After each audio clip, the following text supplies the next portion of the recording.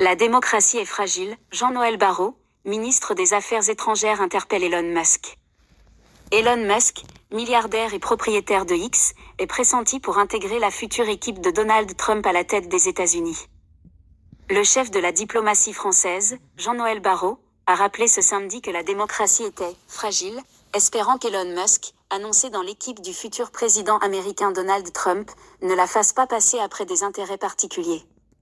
Interrogé sur le site du quotidien Le Parisien sur le rôle de Musk à l'avenir, Jean-Noël Barrot a répondu « Souhaitons qu'il n'inflige pas à la démocratie américaine le traitement qu'il a administré à Twitter.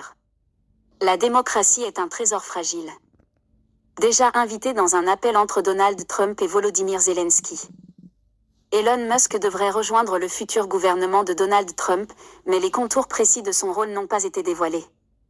L'homme le plus riche du monde a ainsi participé à la conversation téléphonique mercredi entre le président ukrainien Volodymyr Zelensky et Donald Trump après la victoire de ce dernier à la présidentielle américaine, selon la présidence ukrainienne.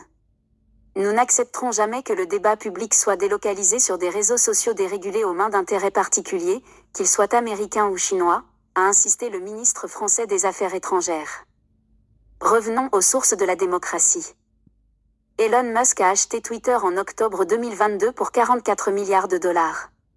À peine l'acquisition conclue, le patron de Tesla a licencié l'équipe dirigeante, sorti l'entreprise de la bourse et congédié un très grand nombre d'employés. Ne subissons pas le sort des démocrates américains.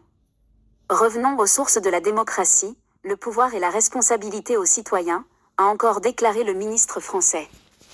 Selon le ministre, Trump ne lâchera pas l'Ukraine.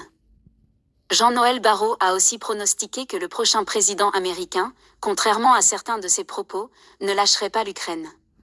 Donald Trump est trop avisé pour accepter d'avaliser ce qui serait la plus grande annexion territoriale de l'histoire depuis 75 ans. Trop avisé pour oublier qu'aucune paix juste et durable ne peut être conclue dans le dos des Ukrainiens et par-dessus la tête des Européens, a-t-il déclaré.